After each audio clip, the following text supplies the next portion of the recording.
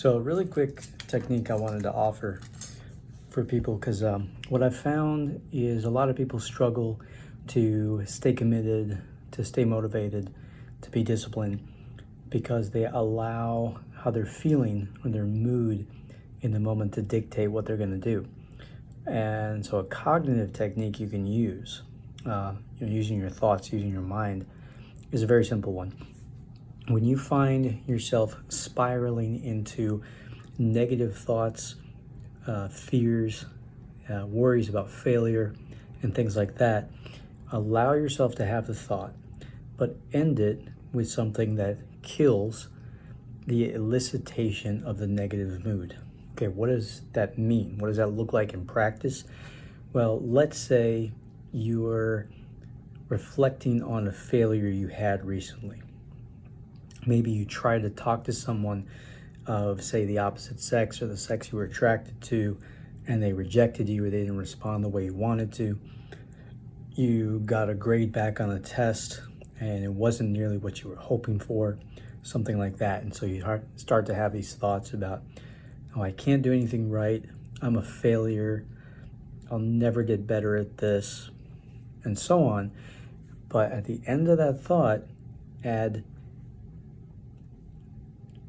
trying to think here, 4 simple words, 3 if you consider a contraction a word.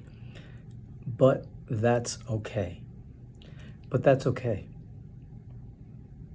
And really let the words sink in and the meaning of those words sink in. So don't just say it out of like a rote practice, inert without any feeling.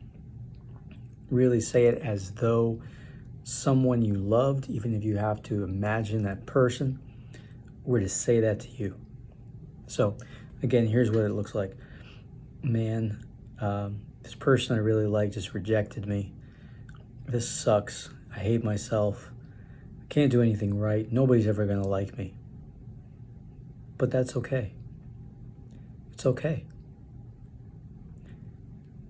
And you might find yourself, of course, resisting this, talking back to yourself. No, it's not. It's actually really hard for me to fight that when I really feel that deeply, but I'm going to try. It's not okay because I'll be alone all my life and people will laugh at me. And this rejection hurts, but that's okay. And what I'm tempted to do, because I've been in this practice of repeating this thought pattern to myself over and over, is actually to extend that thought of, but that's okay. But that's okay. You still have good qualities. There's still other things you can do, even if it's true that you can't do this one thing. Or, but that's okay, because you're only human. Of course you're going to be upset by rejection. It's natural. It's okay. And so if that inclination starts, then consider yourself pretty fortunate, because that's the state you want to be in. That's a state called self-compassion.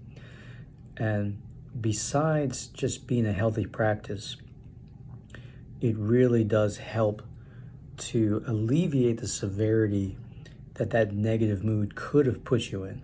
If nothing else, it's perfectly natural. There's nothing wrong with being sad, being upset, or even angry, disappointed, embarrassed. I hope we get to a state someday in society where these negative emotions are not to be avoided. They're to be, if anything, maybe handled, but at least accepted.